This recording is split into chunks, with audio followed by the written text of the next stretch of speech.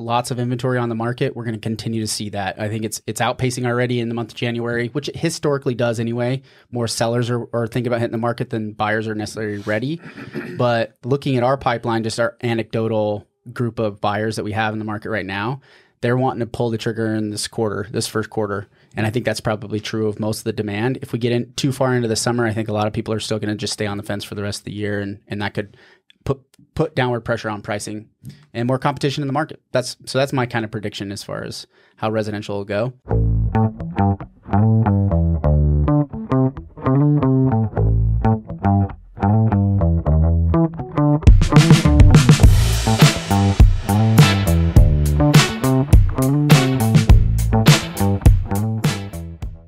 Hey, everybody. Thanks for tuning into another episode of the 435 podcast. I'm your host, Robert Macfarlane. I'm with Branden, Ducharme, and Jeff Watkins today. We're back to talking about real estate. Last few episodes been a little bit different for what we're normally, but we're getting back to work. It's 2024, January 22nd, and this is what we got for you. We talked about election stats, past elections, so we can kind of think about what's going to happen here in the future, 2024 ahead. And if stats are boring to you, stay tuned because we go over residential and commercial areas to watch in Southern Utah.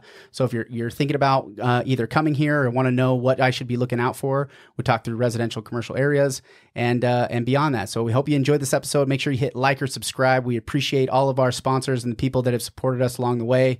We can't thank you enough. We're excited about another year of the podcast. And other than that, enjoy the episode, guys. Thanks. What do you guys think? What's a prediction for 2024? Probably maybe an unpopular opinion or maybe an obvious one. What do you think is going to happen in 2024? An election. Green bananas still turn yellow than brown? Green bananas turn yellow than brown. What's the healthiest banana? Green, yellow, or brown? Green. It has a lower sugar content. What's also the most disgusting? Plantain? Plantain. Fried plantains are so good, delicious. Actually. Yeah. They're amazing. Delicious.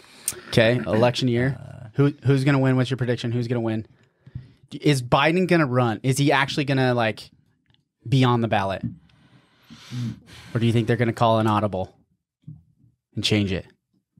I don't know that I'm willing to place a wager on that either way. As of today, the 22nd, right? It's the 22nd today? I don't see a scenario where he's not running. January 22nd, Trump, it's down to Nikki Haley and Trump. DeSantis dropped out. It's down to Trump. It's down to Trump. So today's the New Hampshire caucus, right? Yep. Or tomorrow? It's tomorrow. Tomorrow. So Trump's going to be the Republican nominee. Likely. You think Biden's going to be the Democrat? Yeah, unless something, catastrophic or big happens, whether he gets sick or, someone pops out of nowhere like Newsom or something. There's a big wild card there. I think it would have to deal with his health or, some kind of, I think the story that would be told to us, whether factual or not, it would be something to do with his health. Yeah. Because clearly he's not. Yeah, and that's, Could you imagine 4 more years? There's no way he'd make the whole thing. And then who would be his vice president? Kamala? Come on. Democrats, if you're out there, are you really rolling the dice on Biden knowing that Kamala be the next one up to bat? Come on. No way. It'll be interesting to watch a situation as it develops across. But I guess it just sucks because then the other option is Trump's like, well, then I'm just not going to vote. Then people just don't vote, right? Because they don't like the options either way. But I don't know, man. I don't know. Crazy. I don't think that's it. I think you'd be really hard pressed to find somebody that's not going to vote in this election. Because both candidates are so polarizing, right? Like it'll be it's going to be the never Trumpers or the never Bidens, and everyone's going to get out to vote because you just have two hyper polarizing. It's the same thing that happened. Maybe I think everybody's beat up. It was something like 50% of the polled. Dude, I'm just hoping people don't come back from the dead to vote. If that does, as long as people don't come back from the dead to vote. Oh yeah, that's happening for sure. But thinking of two horrible options, historically, people stay home, and you get a really low voter turnout. Really? And then that low voter turnout just makes the electoral college that much more powerful. And I was thinking about this yesterday for the Trump campaign.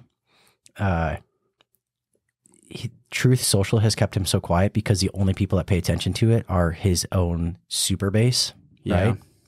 And so the fact that he is absolutely crushing the primaries, and he hasn't been in the debates. He hasn't been on TV. No one's talking about him much, right?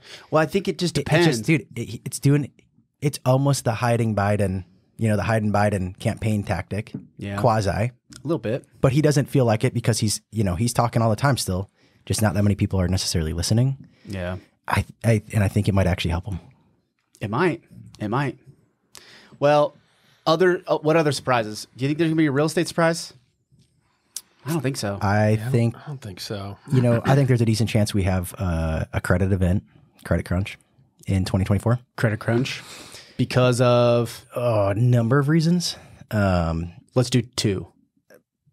Interest rates are too high when a lot of short-term debt needs to be refinanced. It's your primary. Okay. Yeah.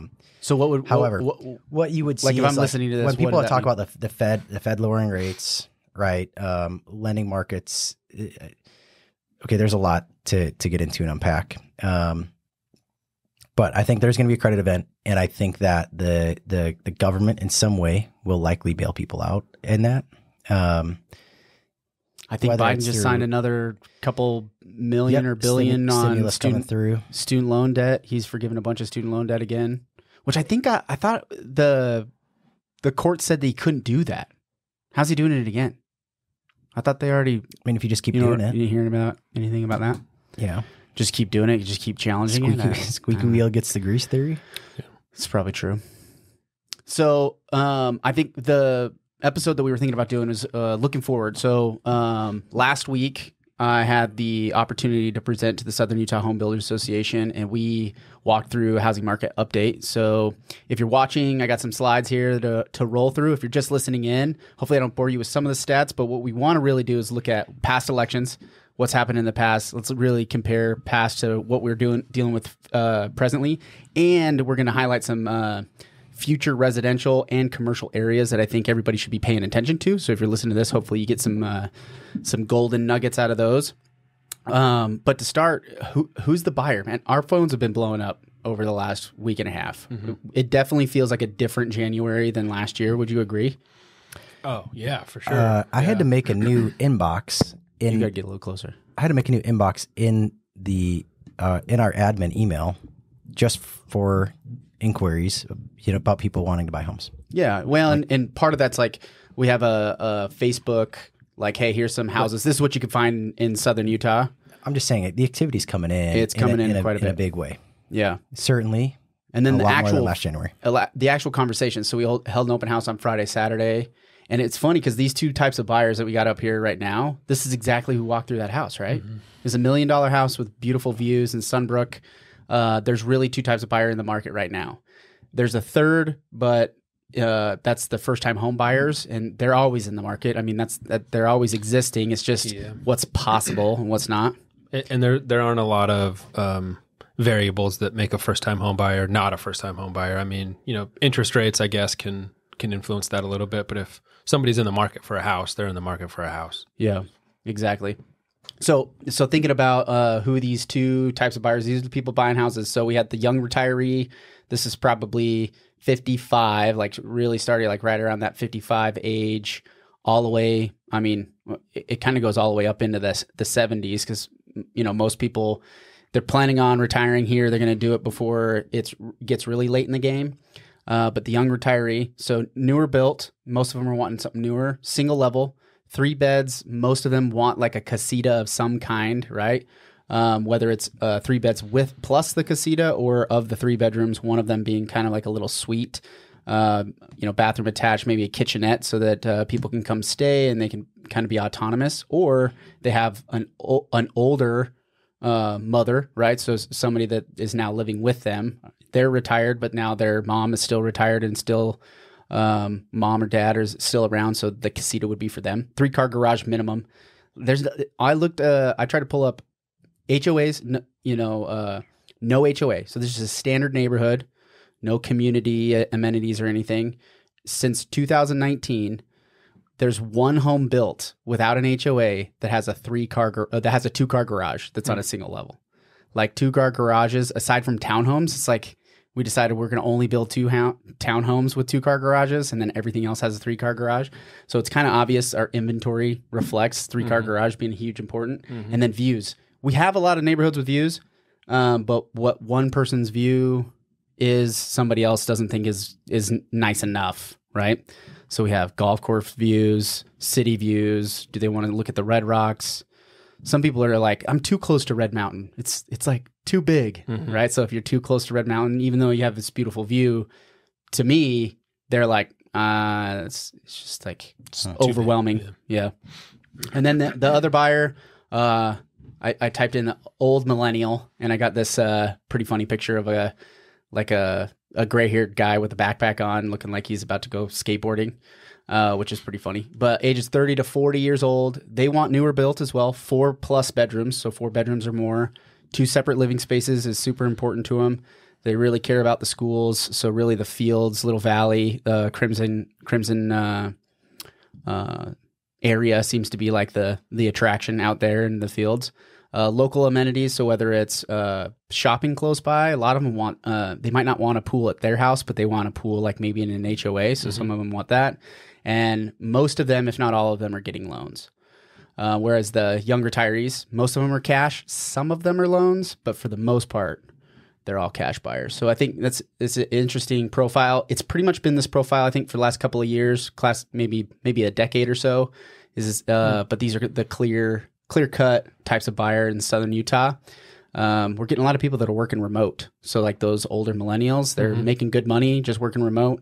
I talked to a kid. Him and his wife both work remote. They homeschool their kids, and they were interested in our Apple Valley listing out there. But he makes great money. He's probably 38 years old, thinking about buying a $800,000 to $900,000 house. And he bought early on in, his career. So he's had 2 houses already that he's basically just upgraded each time with equity. Now he's got a bunch of equity again and ready to, he's almost in that. You could buy your dream home now off that 3rd run. So there's a lot of those in the market, and they're coming from all over the place. I was collecting license plates at the home open house. We had before noon, this is from 9 to 12. We had 2 from Washington, 1 from Montana, 1 from Wyoming, 2 from Colorado. Just all before noon. It was just like one right after another, and they were all coming here from a ways away, not just like down the street. I think there were some people from Idaho too that swung in. Oh, you had an Idaho one too. Yeah. So they're coming from all over the place. Let's click over to the next one. Let's look at some of the past data. So I wanted to pull up the last few election years just to see like what really happens in election years. Like, oh, well, the election year is really going to impact something. Well, looking at the graphs, it really does depend, but there's a lot going on. So if you go all the way back to 2010, 2012, this is memory lane for some people. December of 2012, we had just elected, I think, is that Obama on his last term, right? Median price. This is the housing market is just starting to kind of come back to life. So we had median active home for sale was $270,000. That was Fantasyland here in Southern Utah. Sold was actually $219,000 was the median priced sold home. If you go back to January 10 of 2010, so just 2 years, previously, we had 12 months of inventory on the market, so tons of homes with no buyers, where 2 years later, we were at 6 months of inventory. So that's supply and demand. That's still kind of a buyer's market. Median, just a reminder, 219,000. Total volume, active on the market, 341 million. In December of 12, we sold 44 million. And days on market was around 56 days. Interest rate was 3.3%, and their payment would have been $1,100, $1,180. It's almost $1,200 back in 2012. Let's fast forward to 2020. You want to click one for me, Mal? So going fast forward, Biden's first just won the election, stole the election, maybe some people would say. Active median 540,000, so doubled. So we've doubled it in the fantasy land. Sold median before it was 219. We're at 408 by now. Okay, 408,000 was the median sold home. Inventory was at 0.85. So it was taking less than a month to sell every single active home for sale. And the active volume at that time was 260 million. Crazy. It's wild. They were going to move 260 million in less than a month is what the run rate was. In that month of December, we sold 173 million. So going back, 2012, we were at 44 million in the month of December. In 2020, we sold $173 million worth of residential real estate. Median days on market was 9 days on the market. They were just flying off the shelf. Interest rate 2.7%. This is why 2.7%. You could your fantasy payment. So before we were at $1,200. So for $700 more a month, you could get $200,000 more in a home. It's crazy. It's like the same home though. It's like the type of home, like what we build, like going back to the types of buyers, they all wanted the same thing. Like the house isn't all that much different, right? It's just the prices are different, right? So they're not bigger. They're starting to get bigger, but back then in 2020 they hadn't been yet. So fast forward to today, or at least December of 2023, sold median another $100,000. So just in 3 years, we're at sold median is $500,000.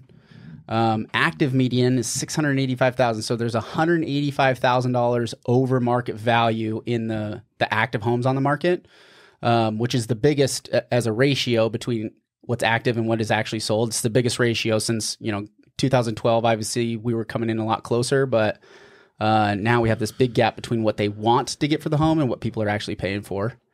We have 4 months of inventory. So with that being said, I mean, maybe slow it down. Maybe sellers are still kind of hung up on what was happening back in 2018 to 2020 with home prices, right? Yeah. So or maybe coupled with it too, maybe people bought high in that time period and want to sell for what they paid for back then. Yeah. Yeah, I mean, it's definitely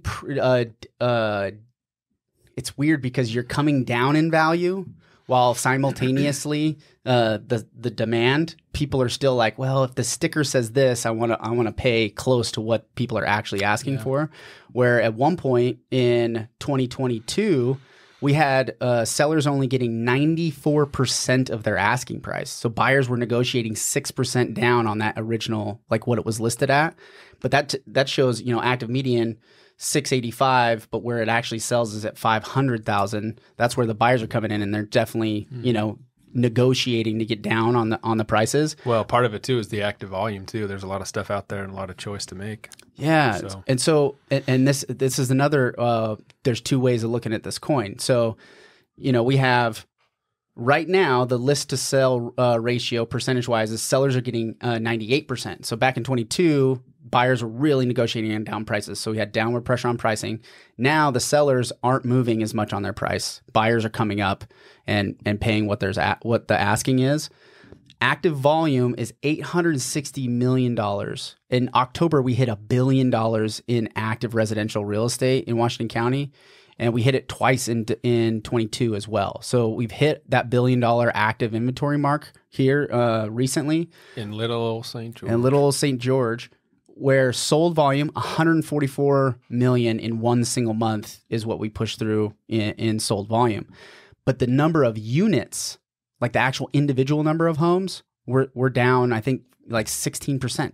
No, 12%. Sorry. We're down 12% than a year previously.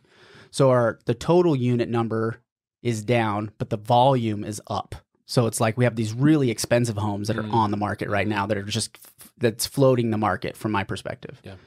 So a lot of the homes are moving. So Sun River, for an example, there was 36 homes on the market at one point in Sun River, and over the last 30 days, basically most of the homes have sold under 500,000. But if you look back 2 years previously, nothing was selling under 500,000. Everything was flying off the shelf over 500, and now they're barely 500,000 is kind of like what's actually moving in there. Mm-hmm. I like to look at desert color too. I mean, back in 2018 to 2020, more in COVID, but you couldn't get into desert color. There was nothing available at all. Now you've got over 100 units that are available in desert color in all different price points, but it kind of different styles, types. Yeah. Mm-hmm. So looking at, obviously what's driving this, I think it's obvious to everybody else listening, interest rate's 6.63%. That was as of 2 weeks ago, at least. And it's an index based off of mortgagenewsdaily.com. So it's not exactly the rate you would get right now if you went to a lender right now, but because everybody has a unique mix. but their payment at that 6.63 would be $3,800 per month if they bought a $685,000 house with a 20% down. 6.87 as of today, Mortgage News Daily. So up a little bit. Up a little bit, just crawling up. Branden, your guess last month was that we were going to keep the rates were going to stay lower early, or they were going to drop later. What was your thought for 2024? Yeah, for this year. I think we talked last month, but I can't remember what you said. I think rates could do a number of things, and predicting the future is typically a losing errand. However, that being said, I could see a pathway forward where the 10-year treasury stays lower, suppressed in yield, and the yield continues to shrink. So the price of the 10-year treasury is going up, which brings interest rates down. The correlation between the 30-year mortgage index and the 10-year treasury going back to, I think, 1990 has a positive correlation of about 0.82, so an 82% positive correlation. So if the 10-year treasury continues to stay down, which it has been trading down, and that spread has been tightening, raising the correlation, it'll probably stay down a little bit here. However, as you see the Fed, or I guess if you see the Fed raise rates, I do think that there is a point in this year where you could see the Fed lowering interest rates, and it has a negative effect on the 10-year, actually pushing the yield up, potentially then raising mortgage rates. Yeah. So, that's a funny thing is that rates are coming down further from really where they're at. I think and I think I did say this on our last market update, if you see something with a 5 handle, right, on a mortgage rate, it's probably not a bad time to lock that in. That is prices have come down, rates have come down. What more are you looking for? I think was my consensus, and I do stand by that currently still. Yeah, I think that's true too. I would be shocked if we get down into 5 at all this year. Yeah. But in my mind, I don't think the market, I don't think they're willing to push the market to, on the mortgage side. I think they're going to try to really play it as soft-handed as they can over this next year because of like that soft landing, right? Everybody's talking about trying to land it softly. It's like any big jerks in the market can really impact some things. So I don't see it going crazy high. I don't see us hitting an 8 number. I'd be surprised if we hit that. I don't think we're hitting 8. Mm-hmm. I think you could see a 5, depending on your own certain circumstances. Mm-hmm. Yeah, credit. I don't know that the index will go to 5. It might touch it. Now I'm getting really way out there. It could touch it for like a day or two or something, right? But I think having a multi-quarter period where it's in the 5s is not realistic. Agreed. Not realistic. Not to say it can't happen, right? No guarantees in this world, but I don't think it's likely to happen. So that brings me to what my prediction is for the remaining part of the year. I think you're going to see the average price, the average, or I guess median. More than anything, if we're looking at this December of 24, I would argue we are probably going to say south of 500,000 as the sold median in Washington County. And home values at the top of the market are going to come down more so than everything in the below $700,000 mark. So we're going to see the volume, that active volume, either come down considerably because people decided not to sell, or we're going to have a huge inventory hit the market, which is going to put additional pressure down on prices because the inventory is high, but demand is going to stay lower. It's not going to stay. It's not. I don't even know if it could go any lower than it currently is. Like demand, bumping rates up. I don't think it's actually going to drive out that many of the qualified buyers that we're seeing in the market anyway. Most of them have money to move on something, and they're just like, do I go now or do I wait? Right. I think you hit a really key point there, which is qualified buyers.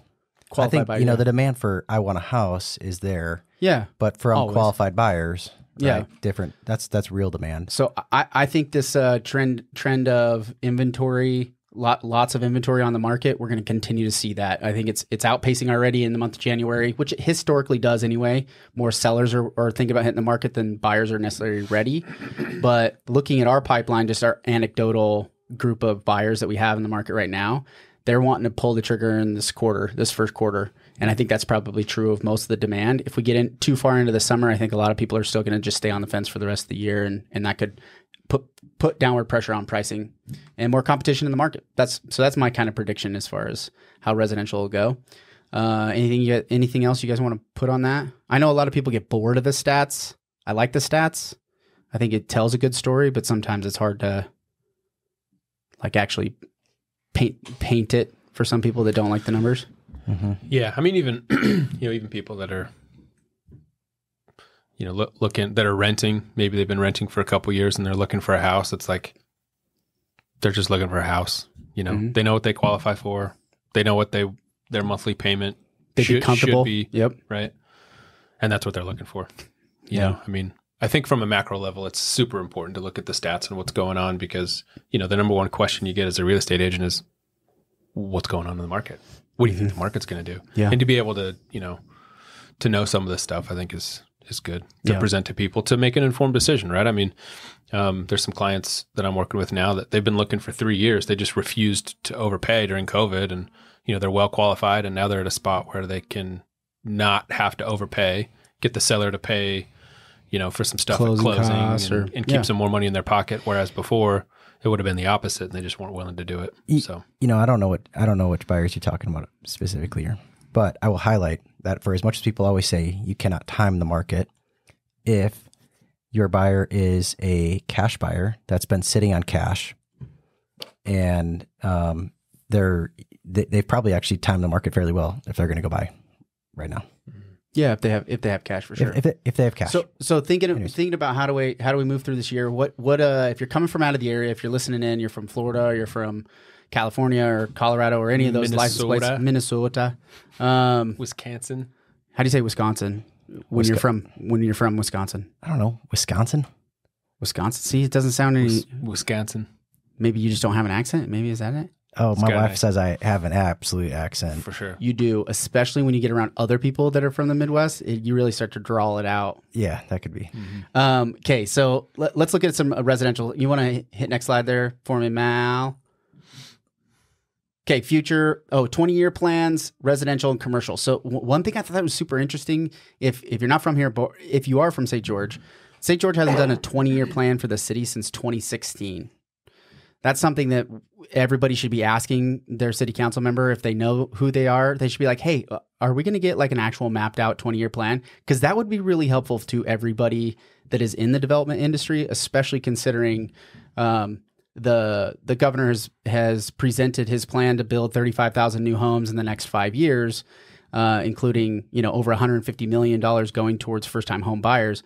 If we don't have a roadmap as the building community, the real estate community, the people that actually do the thing for the development, if we don't have a roadmap to draw from, it's really tough to make those decisions and do what's right for what the city as a whole wants to do. So I think that's important. You should definitely be talking to your city about those things. Washington hasn't updated theirs since 2017. And then Hurricane just updated theirs in 2020, which I think is a great little roadmap. They've done a good job laying it out for their community. Mm-hmm. Something that I know for sure St. George and Washington can do, but I think getting it out there is going to be important for at least the developers, if not just the citizens that are curious. Part of that too might be Hurricane's just got a ton of space and it's easier to map out, what that might look like because there is a ton of land, whereas, Washington and St. George just don't have a ton of land. So it's almost like St. George's 20-year plan, a lot of it is going to just be redevelopment. Yeah. Right? Whereas Hurricane's probably not going to have a whole lot of redevelopment. I mean, make the plan then.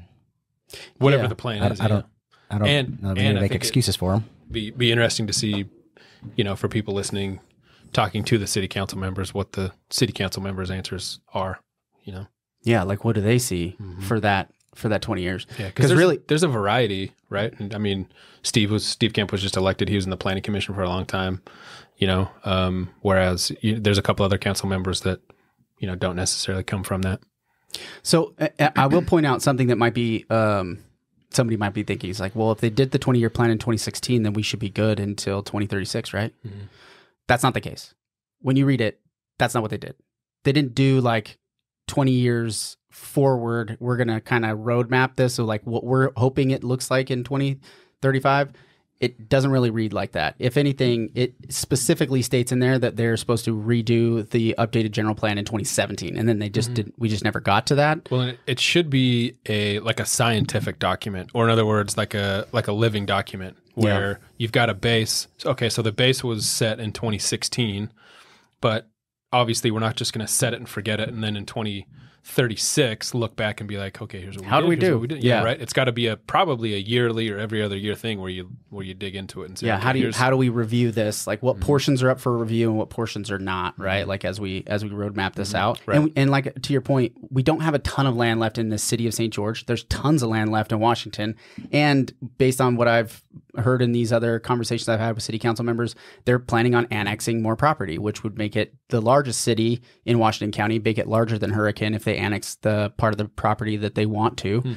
So, that might be contingent on why they haven't done a 20-year plan, because they're like, well, we might have more land than we actually have right now. But to your point, saying like, okay, well, how often do they look at this, and then how do we communicate it to the developers and the community and the citizens? Big bad developers, the California developers, the big bad developers. And then Hurricane, I think they've done a great job. One thing I will note too with the Hurricane 20-year plan is that they leave the lake alone. Like, they basically don't put any real focus into. They do some, but like out by Sand Hollow, they've kind of said, hey, our 20-year plan is like right here where we have infrastructure already set up that has capacity, right? So instead of spreading themselves out and saying, hey, we're going to go put a fire station all the way out at Copper Rock, because in the future there might be a bunch of homes here. How do we really focus on giving direction for the properties that are right there along SR9 and down in the Main Street area where there's already existing commercial, already existing schools, already existing infrastructure, which I thought was really smart. I think they really were thoughtful about it. And that's where, in future iterations, when they come back to it, they can say, okay, hey, here's a little bit more of a roadmap with Sand Hollow. But a lot of that gets out of control because, if there's a bunch of private land out there, developers want to do something, but it also makes them have to go before the city council and make their case of why they want to change whatever is made. So something to think about. So residential, commercial, let's hit the next one. So residential areas to watch. So we broke it down: east side, west side, and south block. Now this is going to be throughout the whole county. So on the east side, Tokerville. So if you're not familiar with Firelight, I definitely think you should research that. Tokerville, Utah, Queerville, Tokerville, Utah. There's a huge development going in there. Thousands of homes, big 55 plus community development going out there. A little bit higher elevation, so you got some cedar trees up there. It's kind of just right as you start to bend around I-15 up to New Harmony. So it's between New Harmony and Leeds, Utah, is Tokerville. But there's an exit with a new road, but a massive development with a lot of them are going to have beautiful views, brand new area. If you're looking at the video, you can see the outline of the city of Tokerville. But I think that's something you should definitely pay attention to if you're not familiar with it yet. They're doing another golf course out there, yeah? I can't remember what amenities. I would imagine yes on a golf course, but I'm going to leave my opinion to myself on that one.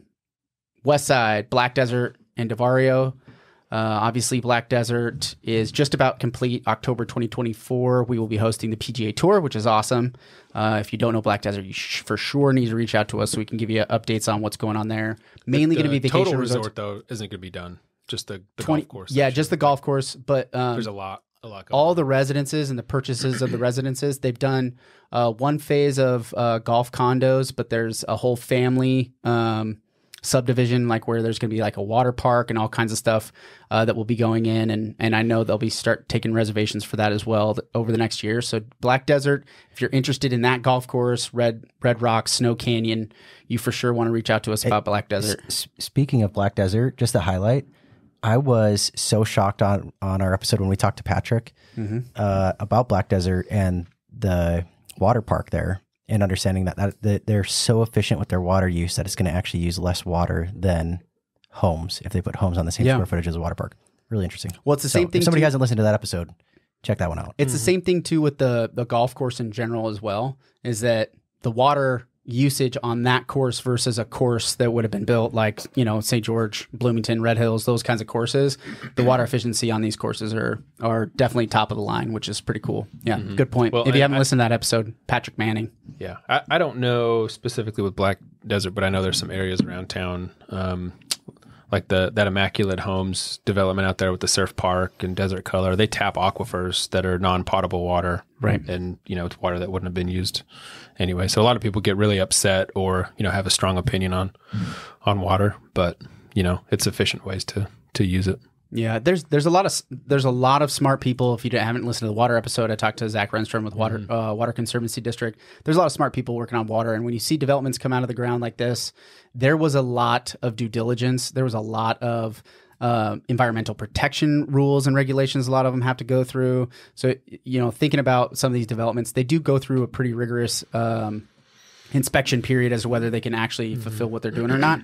At least here in Southern Utah, I can't speak for everywhere else and what has happened in the past, but I know here they do a good job with that. But to your point, Desert Color also, they have a bunch of water out there that's so salty they can't make it potable water without running through a whole new water treatment facility that we just don't have the. Yeah, but they can keep it chlorinated. But exactly. So you can swim in it. So it's fine. So you can do other stuff with it. This is a little bit, maybe a little bit of a side note and a little bit anecdotal, but I think, one of the concerns with water is like, am I going to come home one day from work and turn my hose and there not be water coming out?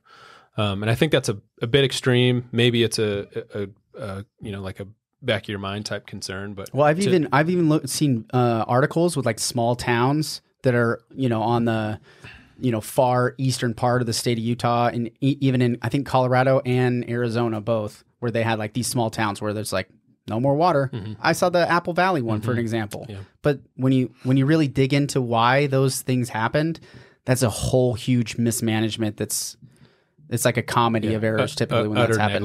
Utter negligence. But my personal opinion on to your point of there's a lot of really smart people working on water is that I think moving forward we have a pretty good plan for St. George City in the area. Yeah, I would agree. Okay, so the west side, Davaria would be the other area on the west side that I would watch because they are currently building homes for sale.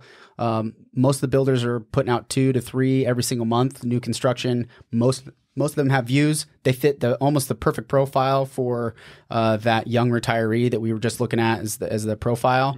Davaria would definitely be another area I would watch. And then South Block. So the school and institutional land trust lands, or now Utah Trust Lands Association, rebranded is to UTLA. They own 10,000 acres on the south part of town. So you want to click, you stay right here. If you're looking at the map, or if you know where Desert Color is, there's a highlighted area over there that is basically all of that UTLA property. It's 10,000 acres that they are going to develop. They've already started with Desert Color, and they're going to continue marching down that road. I know the University of Utah has now put a campus there. IHC has property that they're developing currently right now. We have grocery stores going in there. We see our first commercial going in right there off exit 2. I heard they're putting a Trader Joe's in down there too. You heard that? Start the rumor mill. Yeah, it was a joke. It was a joke. My sources tell me it's going to be in Washington, but I don't know if that's true or not. Hashtag sources. Hashtag. Yeah. Off the record. Yeah. On the record. Whatever. Pretty sure podcast is on the record. I don't know about that. I don't know about that. So yeah, all of the South Block though, if you're looking on the south part of Washington County along SR7, that is really going to be where 90% of the new development is going to go in the next 5 years. I probably would say like 90%, like the biggest growth portions are going to be right there in the South Block. And because of that, if I'm looking to buy right now and I can forecast out what my life would look like in 2 years, right? Right now, it might feel like it's really far. There's not really any amenities or commercial options and things out there right at the moment. We're right there on the verge of a big push, because including this area, right off the St. George Airport, they're putting in a big commercial industrial complex that's going to employ a lot of people. So people are going to want to be coming and living on this south part of the block, and it's definitely an area to watch. Here, let's click next slide there, Mal. Hey, side note, they've gone vertical on that Smith's Marketplace too, right off of exit 2. Yeah. I see those cinder blocks. They're throwing them up there every day. Smith Marketplace, right by Sun River. It's definitely needed in that area. Okay, commercial areas to watch. So South Block, going back to that, I think this is the top commercial area to watch. Back to your point, I mean, technically that's right across the street from this Desert Color area. Is that it'll serve that whole Smith's area for now, though. I've heard that they're putting a grocery store in, like right next to Desert Color. Yeah, they haven't announced who it is or when, but which is funny. Is 2019? Did you know Costco announced that they were going to do a Whole Foods, and on the map in the release, I wish I had the article. Amazon. Costco doesn't. I'm sorry, Amazon. Amazon announced Whole Foods was going. They were going to open 2 in Utah, and they put a star up north and they put a star down south. And then COVID happened, and then obviously I could see how grocery chains, their whole business model, right? They reevaluated. But I know that was for sure released. Now they didn't say exactly where it was going, but in my mind, that would be a great location for it. But some type of big box grocery store, I think, is going to go down there in Desert Color because the amount of people and projection population is going to be right there. I'd guess it would be like a Harmon's or a Lynn's or something like that, but who knows? For now, that's Smith's Marketplace. Harmon's pretty awesome, though. Yeah, for sure. That's Smith's Marketplace will serve, Bloomington and Sun River and Desert Color. Yeah, for sure. Then we're going to go over to Tech Ridge. This is my favorite development, and we're finally on liftoff. After getting all the approvals from school districts and city and all that stuff. So Tech Ridge, their first, there's a few things already up there, but they're not necessarily part of like the Tech Ridge full-blown master scenario. And we're going to see probably 6 to 10 new office and commercial type buildings pop up on Tech Ridge over the course of the next 18 months.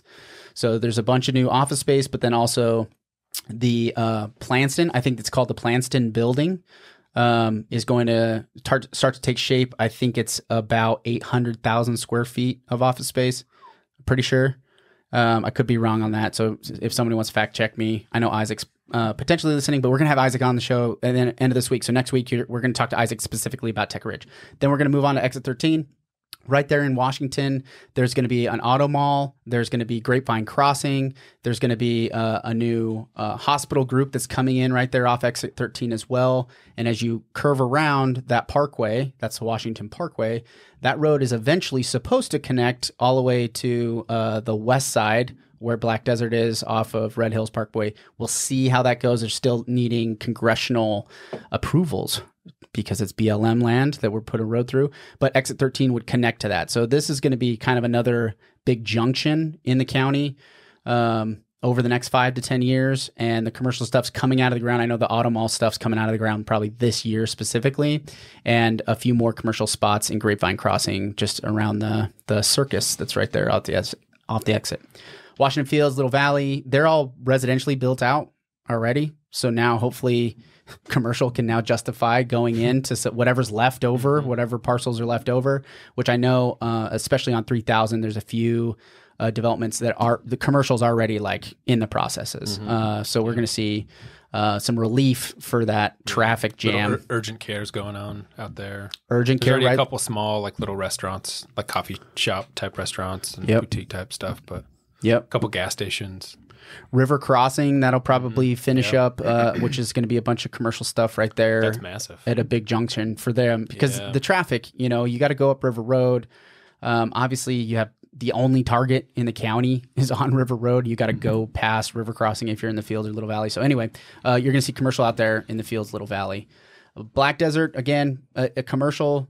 It's an area to watch in 2024 because they're hosting the PGA, but the rest of the commercial stuff that's planned is probably looking like it's going to be another 12 to 18 months before they even really start to push on it. From what I understand, looks like the residential stuff will be first once they finish with the hotel and convention center. And then we put a question mark in Hurricane because we're just not quite sure exactly. I think there's a lot of approvals, like stuff's been approved. That Sand Hollow Gateway's massive. You Sand got Hollow, the Jellystone, the Pecan Valley Resort. There's going to be a bunch. I think they're putting us. Well, at least the school district owns some land out there. There's a fire station going on out there, and there's, I think, I've heard plans for a couple thousand. Do you think there's going to be a whole lot of shopping, like added shopping and stuff like that? I don't think so. I don't think so. I think it's going to be more like resorty type stuff. Resort or lifestyle living out there a little bit. Yeah. People that are willing to drive in for the amenities. Yeah, like the Jellystone Resort will have, some shops and stuff like that there, but, I know we should do like a whole separate like vacation areas to watch, right? Because commercials like that, there's that vein. And then, in Southern Utah, especially because the cities caught on really quickly about the short-term rental and how quickly it can spiral out of control with all different kinds of neighborhoods allowing short-term rentals. Yeah. And the developer went in and filled the gap. Is like, oh, we'll do these like resort type subdivisions where you go to the city and say, hey, this subdivision itself is all gonna be short-term rental and it's gonna have its own amenities there that'll keep people there. It's enclosed essentially, so people are gonna go and stay. Yep. There's some security to that, right? Where you're not having like this big flow of traffic into average neighborhoods. You kind of can isolate it into specific subdivisions. And Hurricane, I think, has done a good job at that as well. There's quite a few that have popped up. I know Elam Valley, like you said, Pecan Valley. There's the Zion Estates. It's right there off SR7. It's a specific vacation rental. So if you're interested, if you're listening to this and you're like, we kind of thinking a vacation rental spot, Hurricane is going to be a great spot. There's going to be some in Desert Color. There's a little bit of vacation stuff potentially left in Black Desert, but that might be gone already. And then I know Virgin, they have a couple of subdivisions that are short-term rental zoned. They keep it pretty close to their chest. There's not a whole ton of units, but if I was looking for a return on my investment and looking for short-term vacation rentals, Virgin is a city I would definitely look at if you're listening to this. Here, let's hit that next slide. What else we got? I forget. Oh, challenges. Keep on rolling. I think it's funny, the AI, the pictures, they just don't look right. Yeah. Okay, so opportunities. Tech, so definitely needing that growth in the technology attraction, right? Whether it's bringing in tech companies or bringing in residents that work in tech and can work remotely and realize, hey, this is what Southern Utah has to offer. And then we can kind of keep wages high. We can keep, people living here that can afford to live here. Redevelopment, I think, is a great opportunity for us in this next year. It's going to require some help from cities and some zoning regulations that would help developers come in and make what was once, a pretty cute little townhome into, can we turn these little townhomes that are, 40, 50 years old and make something else new that would attract a similar person that used to come to these, but maybe a little bit higher density level to help keep our prices down, because that's really going to be, supply is what's going to help drive and keep prices down. And then patience. I think it's important that this year, nobody makes any drastic moves. That's what I think. I mean, obviously moving from one house to another might be a little drastic for some, but I don't think there's going to be a huge tidal wave of change. I'm hoping so. Everybody be patient and watch. I think it's a really good idea, or really prudent this year, to look at what you're doing, make really calculated decisions. Yeah. Manage your risks, make sure that you're getting, prepared for potential economic headwinds in the coming years. Not a great year to take on excessive amounts of, crazy leverage, in my opinion, from a financial standpoint. And just be prudent. Yeah. But the world's going to keep marching on, and things are going to be okay. Absolutely. And last year was a pretty, I think in real estate in Southern Utah, everybody just took it a little bit easier. It was a lot slower than the fervor and all the heat that we built up over 2020 and 2021. And I think we're going to probably see more of the same. And I think that's a good thing. So I think everybody has to have a little patience and make sure they're making the right decisions. Most important thing. Okay, guys, what else should we talk about and leave everybody with? Okay, I think that's it. I think we covered a good amount of stuff. Thanks for tuning in, guys. I got what? Go ahead. I'll plug something. We're doing an estate planning basics 101 class at the office in February. Oh, nice. That's right. Yeah, we'll push it out on our Facebook page probably. So February, just let's do the date again, February 13th and the 15th. Okay, estate planning. So if you're wanting information about how to change what you already have, your plan that you already have, just what is estate planning? Does somebody need it? I think the bottom line what could happen is if they don't have estate planning or anything. Probably a good opportunity to come get some information that you may otherwise would be paying for. Yes, from a consultation standpoint. So good opportunity. We're bringing in an attorney that's a guest speaker. Sweet. So that'd be great. Yeah, watch for an invite on that. Good plug.